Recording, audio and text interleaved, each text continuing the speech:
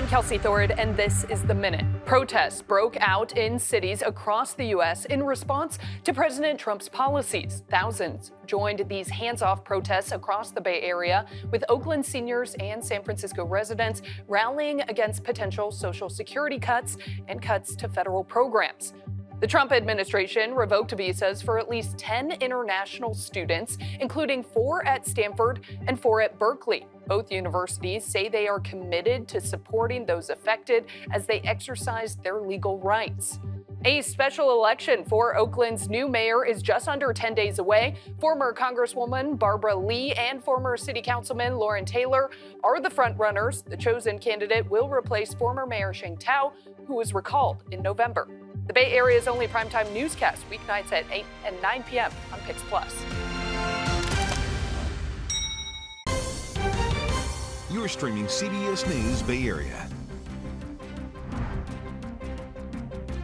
More than 2 years after the deadly mushroom farm shooting in Half Moon Bay, a farm worker and his family are still waiting for promised permanent housing. How the community is stepping up to help him and others through months of delays. Hopefully soon these families will be in their forever home. Plus, measuring inequality, how the wealth gap is growing fast in Silicon Valley. I think the American dream is alive, but it's not alive for everyone. And why a Bay Area indigenous tribe is now trying to regain ownership of the Presidio in San Francisco. Thanks for joining us. I'm Kelsey Thorud. Let's get right to our meteorologist, Zoe Mintz. President Trump's 10% tariffs took effect around the world this weekend. Reciprocal tariffs go into effect next week, and China is already retaliating with a 34% tariff increase on U.S. goods. Now, there are fears that the trade war could raise prices on some basic items, including groceries. Businesses and customers are reluctantly gearing up. Well, it'll raise our costs, for sure. Pretty much every section in the store has a foreign item in it. You're going to have to make judgments about how much you buy and portion control. The impact of the president's tariffs have already been felt across the country, with stocks plummeting for a second straight day on Friday.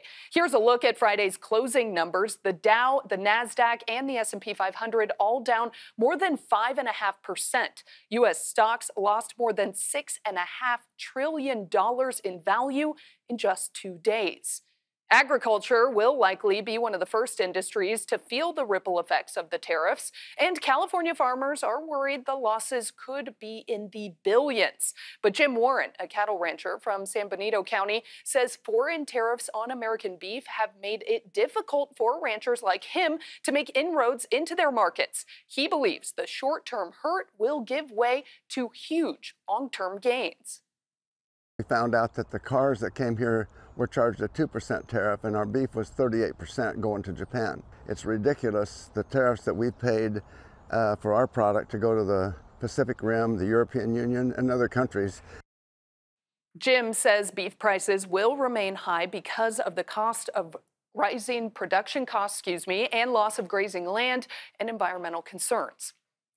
Governor Newsom is trying to soften the tariff blow for California. He's asking world leaders to exempt products made in the Golden State from any new tariffs they impose on the U.S.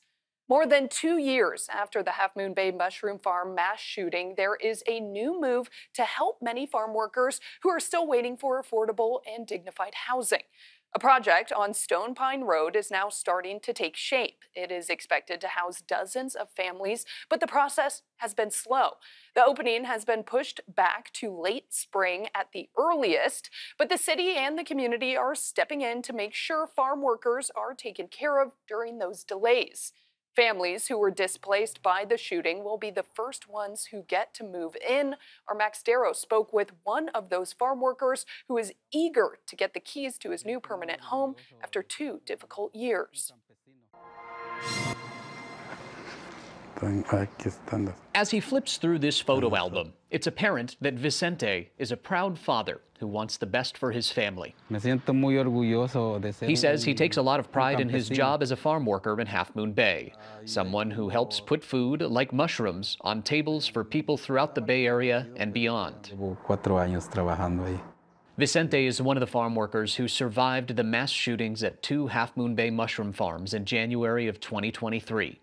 His family was one of 19 families that was displaced and immediately needed to find a new place to live. Mayormente nosotros que tenemos nuestros niños. Vicente says most of the farm workers have kids. Papi o mami, ¿a dónde vamos a ir a vivir? They'd ask, where are they going to live? He says it was tough to tell them, you just don't know. After a few weeks of uncertainty, the farm workers were placed in long-term temporary housing situations with the promise of a permanent solution. That solution, the Stone Pine Cove development, a community of nearly 50 homes for low-income farm workers on the coast. The city and county committed to supporting the families until the development is finished. But like many projects, the timeline grew. Initially, Vicente and other families planned on a March move-in, but now they likely won't be able to until the summertime. So the city had to secure more money. City Council approved $300,000 from our Affordable Housing Fund a couple of weeks ago to continue subsidizing housing for all the displaced farm workers. Julissa Acosta is a community services analyst with the city. She says hundreds of thousands of dollars in philanthropic support from people and organizations in the community has played a big role in supplementing the assistance and will continue to in the home stretch. We continue to approach different philanthropy partners, and we received confirmation that Silicon Valley Community Foundation will contribute $100,000 to this need. That means the city won't have to dig as deep into its coffers. We have an affordable housing fund that is used for anything related to affordable housing, homelessness services, and other projects. And so drawing from that prevents us from, providing other types of services. Judith Guerrero, the executive director of Coastside Hope, has worked with the families extensively since the tragedy. Hopefully soon these families will be in their forever home.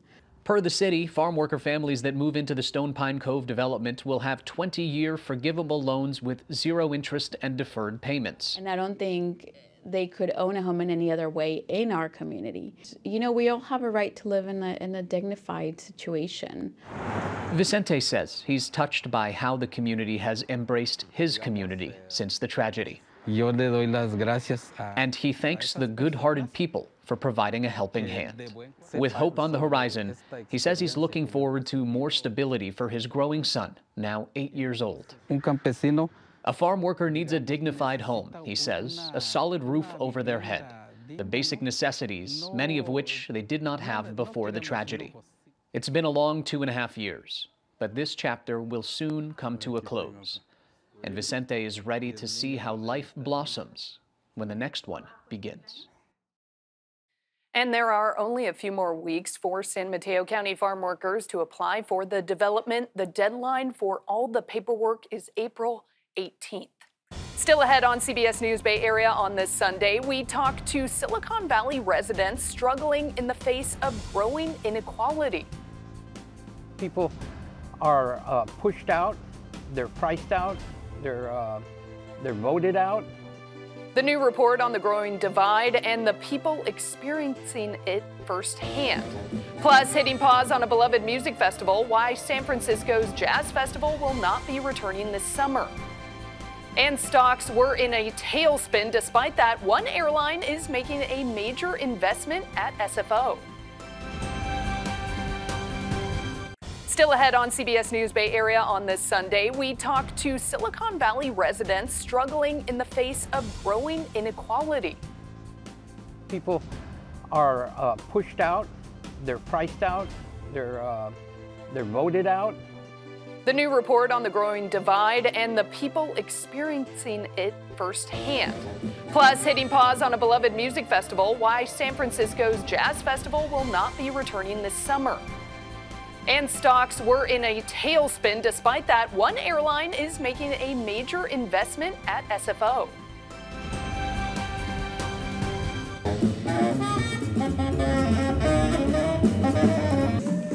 San Francisco's Fillmore District hosts one of the largest annual free jazz festivals here on the West Coast. But this year, the neighborhood may be filled with silence. Organizers say they don't have the money to bring the Fillmore Jazz Festival back in 2025, but one man is doing whatever he can to make sure the show goes on. Andrea Nakano introduces us to the man known as the Black Liberace. That's the new thing. It wasn't a coincidence that Ricardo Scales developed a passion for music. His mother, Patience Scales, started teaching him at the age of 5, and he hasn't stopped tickling the ivories since then. After decades of playing at iconic venues throughout the Bay Area, he's now using his talent to try and save the Fillmore Jazz Festival. It doesn't have to stop. And I feel canceling it is a no-no. As the minister of music at Jones Memorial United Methodist, Scales knew of a way to keep the event going this year. Because the church really think about it, it's like a concert hall. There's some seats, there's a stage, there's a piano, and there's some microphones. So let the show go on. He will be calling musicians with Bay Area roots to perform at several different churches in the Fillmore district. There might be a minimal charge this year to pay for basic costs and raise money for next year. The show will go on. No matter where we at, we're going to still do the show. And that is how you survive.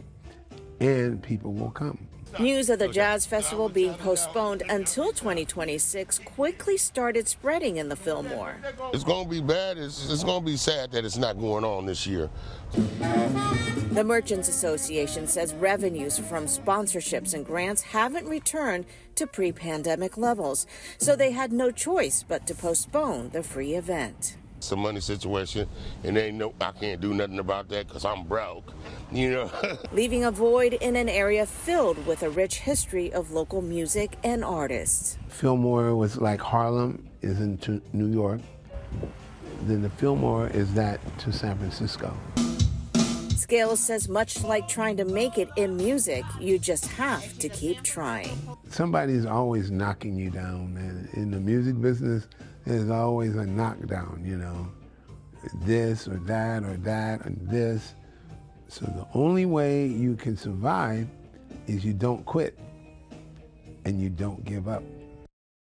Still ahead, despite the headwinds of economic uncertainty, one major airline is expanding in the Bay Area and adding hundreds of local jobs in the process. San Francisco is the crown jewel. It's the best launching pad. United Airlines is now investing billions of dollars into San Francisco International Airport. Our Kevin Coe has more on their big expansion that will bring hundreds of local jobs and new flying options for travelers.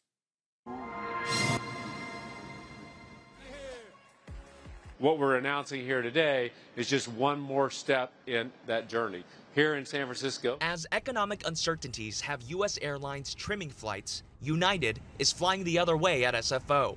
The airline is upping its summer flights at SFO to 300 daily, more than any other airline in the Bay Area. That's a 20% increase from last year, including new flights to Bangkok, Ho Chi Minh, Adelaide, and an additional flight to Manila. San Francisco is the crown jewel. It's the best launching pad for international service across the Pacific. United is embarking on a $2.6 billion construction project set for completion in 2029 to expand and modernize Terminal 3. The airline expects to hire 1,200 workers at SFO this year, after hiring more than 1,600 in the Bay Area last year. United is one of the biggest employers in the San Francisco Bay Area, and they are the biggest employer on airport at San Francisco International Airport. United also plans to launch the first ever commercial electric air taxi service, investing in Archer, an aircraft manufacturer in San Jose. Take off vertically like helicopters, and then they transition and fly forward on a wing like an airplane.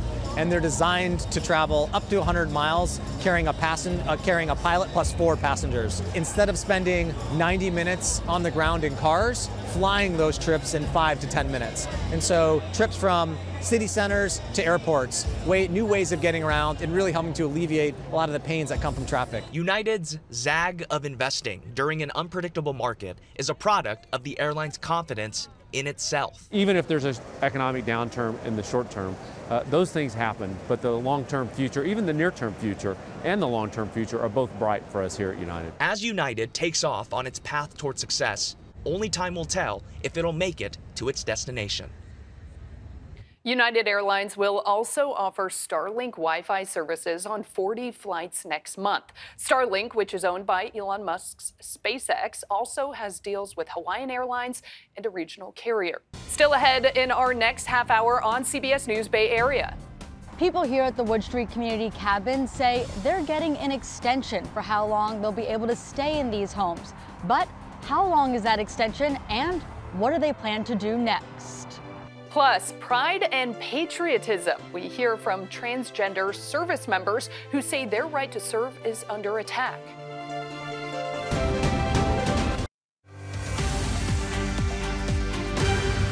I'm Kelsey Thorid, and this is The Minute. Protests broke out in cities across the U.S. in response to President Trump's policies. Thousands joined these hands-off protests across the Bay Area, with Oakland seniors and San Francisco residents rallying against potential Social Security cuts and cuts to federal programs. Over 100 firefighters responded to a 3-alarm fire in Polk Gulch last night. It broke out just after 5 p.m. at the intersection of Washington and Larkin Streets. At least 3 people were treated by medics. No word on how many are displaced. A special election for Oakland's new mayor is just under 10 days away. Former Congresswoman Barbara Lee and former City Councilman Lauren Taylor are the front-runners. The chosen candidate will replace former Mayor Sheng Tao, who was recalled in November. The Bay Area's only primetime newscast, weeknights at 8 and 9 p.m. on Pix Plus. People living in 2 homeless shelters on Wood Street in Oakland have a little more time to find a new place to live. Those shelters were set to shut down on March 31st, but now people are being told they can stay through the end of June. Amanda Harry spoke with a man who currently lives in that community. She asked him about the ongoing challenges. Dozens of people are still living in their homes on Wood Street at the community cabin site and an adjacent RV-safe parking lot. Jared Defy is one of them. It's been chaotic. He moved into a cabin shortly after it opened about 2 years ago. It was designed to serve people who lived in the old Wood Street encampment, which was once the biggest encampment in California. It was closed in April of 2023. Defy says at times he feels uneasy. Since he arrived, he says staffing has changed significantly, and so have the resources. We don't have shower heads anymore. We have to bring our own. That wasn't the case at the beginning.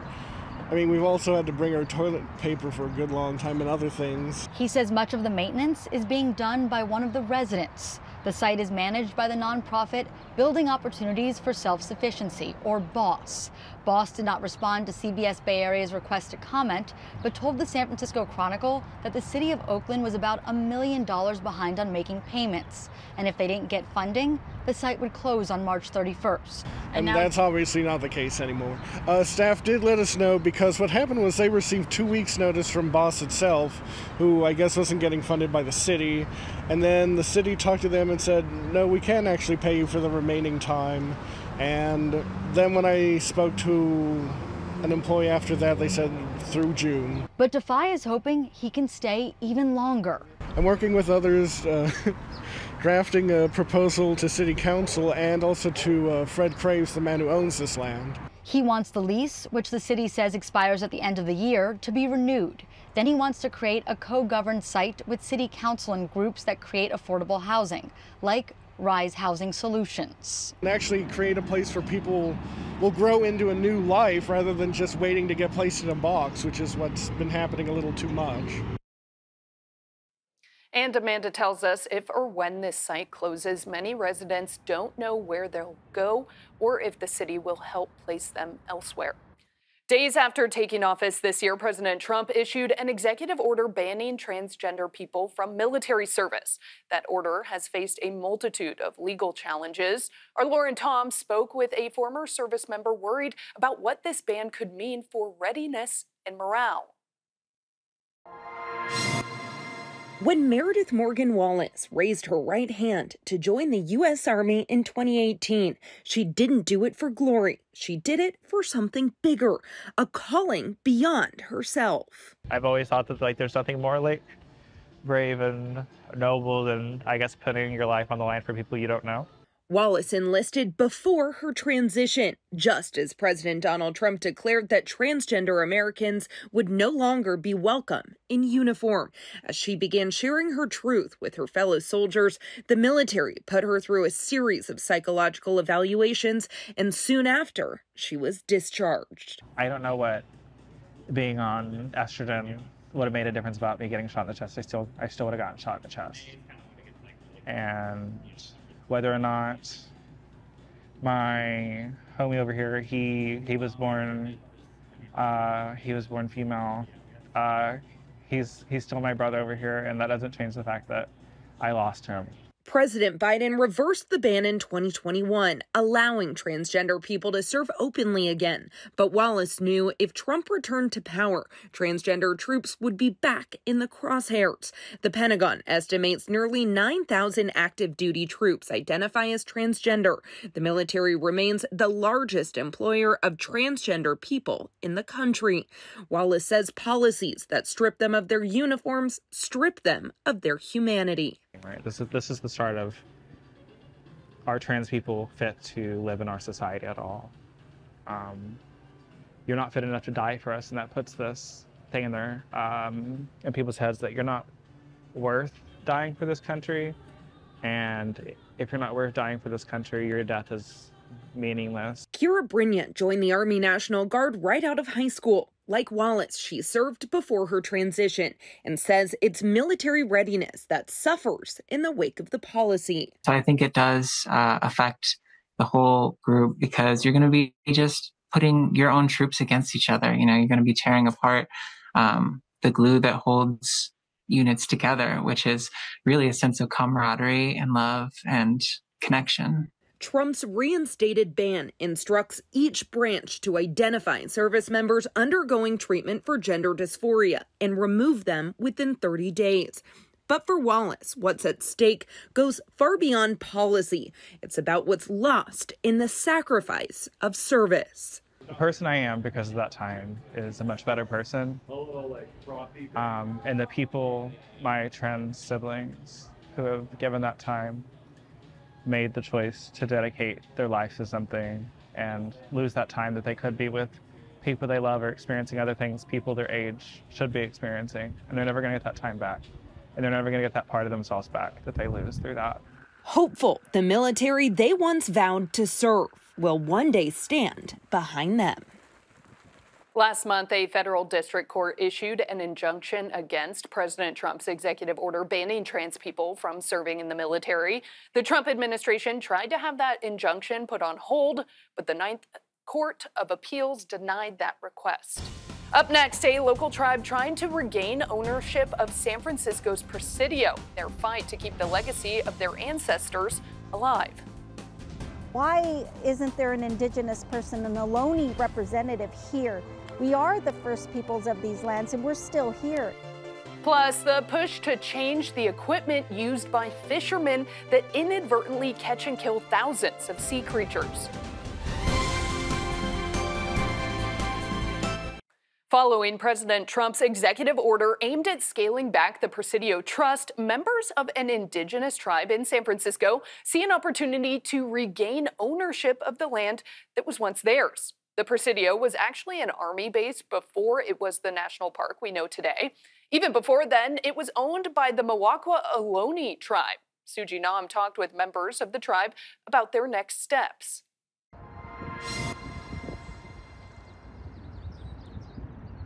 Charlene Nijma is walking through Crissy Field in the Presidio, the same land her ancestors, the Muwekma Ohlone tribe, lived thousands of years ago. This is where the fort was created to bring the Indians in to start building the mission system. Charlene is a chairwoman of the Muwekma Ohlone tribe of San Francisco Bay, representing more than 600 members. Why are we spread out? Because of gentrification.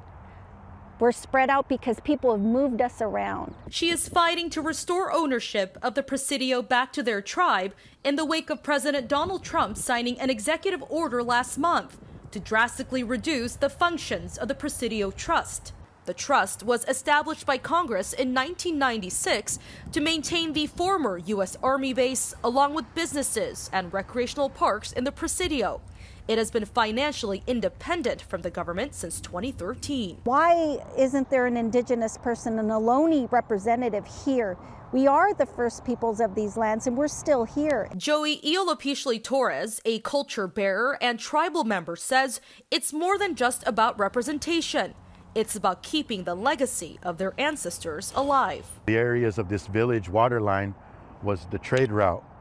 Before anything, we had relationships.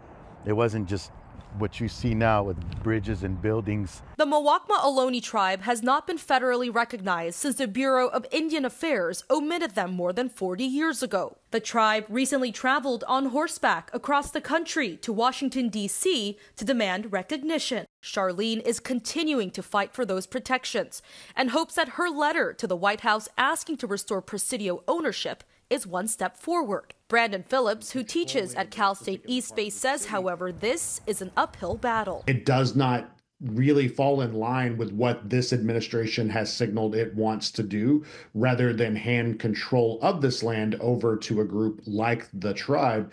It would be more likely that the Trump administration would want to find some way to generate revenue off of this land. He adds there will be more legal action. I would anticipate that the first action is going to be court action. This is going to go to the federal courts. Charlene and Joey say, however, they won't lose hope. I will stay with the hope that we have that one day we will steward these lands. Through their voice, they hope to keep the history of the Muwekma Ohlone people alive. Suji did reach out to the Presidio Trust. They said no to an interview, but did say they are not receiving any federal money, so they are not costing the taxpayers anything. In today's Project Earth, most Californians have no idea that a controversial fishing net is still being used off our coast. Experts say these mile-long nets catch and needlessly kill hundreds of thousands of sea creatures. Now, as Itai Hod explains, an ocean conservation group is fighting back. Catalina Island, just 22 miles off the coast of Los Angeles, is about an hour's journey by boat. Here, rolling hills meet pristine beaches, and Avalon, its only incorporated city, hums with the quiet charm of a bygone era. But to truly understand Catalina's beauty and its greatest challenge, you have to dive deeper. Much deeper. Catalina is one of the 8 Channel Islands, and it's an area that is incredibly biodiverse. You know, we call it the Galapagos of North America because it is teeming with life. Cristina Ochoa is a Barcelona-born actor and marine biologist. How's that feel? She's working with a global organization called Oceana to protect marine life. Very good. Their mission, film Catalina's underwater beauty before it's lost, using Ochoa's social media to expose destructive fishing practices. I think the ocean is nature's masterpiece. With thousands of plant and animal species, including 60 found nowhere else on Earth, Catalina is a world-class diving destination. Yet scientists warn this underground paradise faces a growing threat as the delicate balance between nature and modern life becomes harder to maintain. At stake, Catalina's kaleidoscope of life, from vibrant kelp forests to species still being discovered. We're just scratching the surface of the diversity here. Jeff Shester is Oceana's senior scientist. He says one of the greatest threats comes from gill nets, nearly invisible walls of mesh used by commercial fishermen that each stretch over a mile along the ocean floor. These nets kill not only fish, but whales, sharks, and other species critical to the ecosystem. According to federal fishery observers, 64% of animals caught with set gill nets are discarded. Although California voted to ban them decades ago, a loophole allows them to be used in the waters around the Channel Islands. These nets are basically just walls of death. Chris Voss, president of the Commercial Fishermen of Santa Barbara, argues that bycatch, the unintended capture of non-targeted species, is incidental. He warns that banning gill nets could further harm the industry, already struggling to stay afloat. Their space is highly restricted already. And if you restrict it further, you will definitely put this handful of individuals that are still in this fishery out of business. Ochoa sees it differently. If we don't protect this, there's going to be nothing left. Trading the red carpet for the deep blue to save an underwater world that's more than ready for its close-up. Coming up, we will introduce you to the couple in step with the culture by shining a light on their heritage through dance. I did fall in love with dance, because I find my identity. A San Francisco husband and wife have been connecting people to cultural music dance traditions in the heart of the Mission District for the last 18 years. Sharon Chin introduces us to this week's CBS News Bay Area Icon Award winners.